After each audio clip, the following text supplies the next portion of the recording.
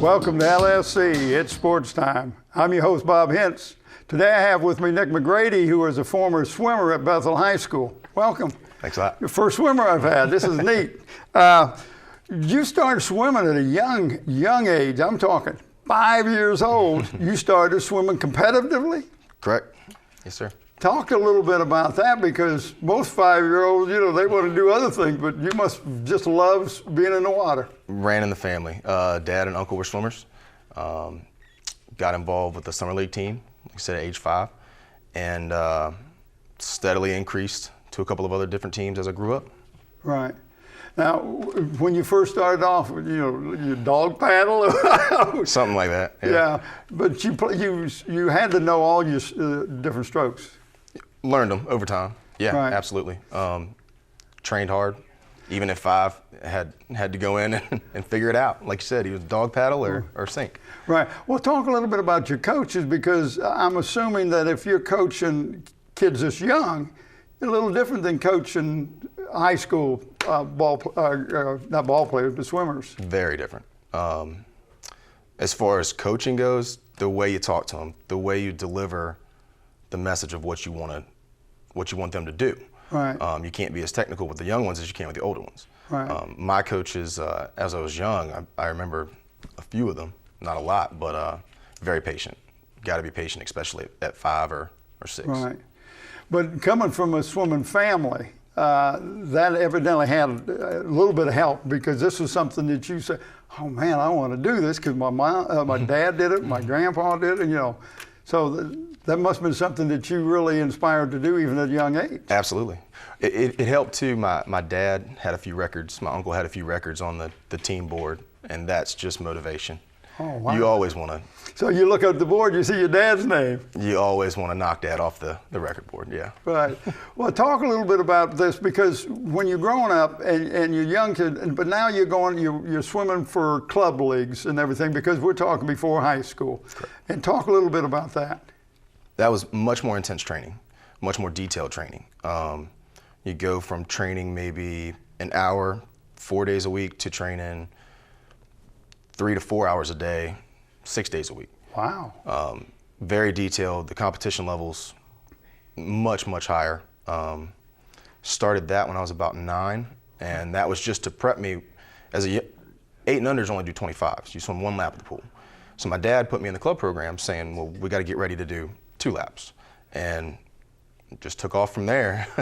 Wow. Do you remember some of your teammates that you had back then? Or Swam with a lot of guys that still coach now for club level teams. Mark Van Daren, Joel Cross, Richard Long, Josh Fulton. A couple of them still coach in the area. A few of them actually coach at Auburn now. Wow. So they've taken it to one more level. They've taken it to another level, yeah. Right. Well, then you go into the high school, and you go to Bethel High School. Mm-hmm. Swim for 4 years over there. Correct. But that's not the only thing you did. You played a little golf. Played a little golf too. played golf 2 years. Ray Ellenson, I realized I was a think, better was swimmer than a your golfer. coach back then. Correct. And how did that have a conflict at all with the swimming? No. Golf was more of a fall sport, obviously, and swimming's winter sport. Indoors, okay. So there was no conflict at all? Nope, it pretty much rolled from one sport into the next. But did you do any swimming at all while you were playing golf? I still trained with the club teams. Yeah, I trained with club teams thinking. through, I was about 17 when my senior year, I took off and strictly focused on high school. And your stroke that you did in high school? Freestyle and backstroke. Primarily middle distance freestyle, 200 yards, 500 yards, 100 backstroke, but my main focus was mid distance freestyle. Right. And competition level when you got to high school, tougher, wasn't it? Tough, yeah. Now you also did some Peninsula area swim teams at Fort Eustis. Those were the 2 club teams that I swam for growing up. Originally we called it PAST, Peninsula Area Swim Team. Right. I started with them and swam with Fort Eustis swim team, which is now called SEVA. Okay. But you didn't swim just in this area. Nope. We traveled with the club teams. And talk a little bit about where you traveled. Traveled quite a bit, mainly just the East Coast, Greensboro, North Carolina, some meets in Maryland. Different seasons, we'd go to different areas. We had outdoor long course pools, 50 meters long. Short course was always the winner. Short course, 25 yards. Right. And I wish I can remember more now. Well, no, that's okay. But, you know, when you're traveling and you're going from North Carolina, Virginia into Maryland, you had to see a lot of different facilities. And some of them had to be great and some, you know, not so great. Some were better than others. Yeah.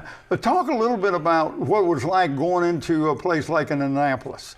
And I don't know if they had a great facility there, but I'm assuming they probably did. Annapolis was nice.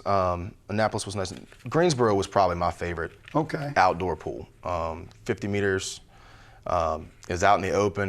The meet was annually, early summer, so it was good weather. It was the first outdoor meet of the year. That was always the one to get excited about. Right.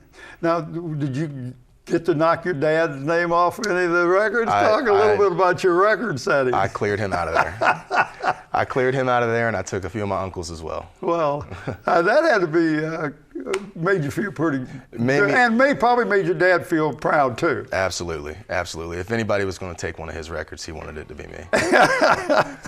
So, and you know, you're not only doing taking your dad and your uncle's names off there, but you are improving.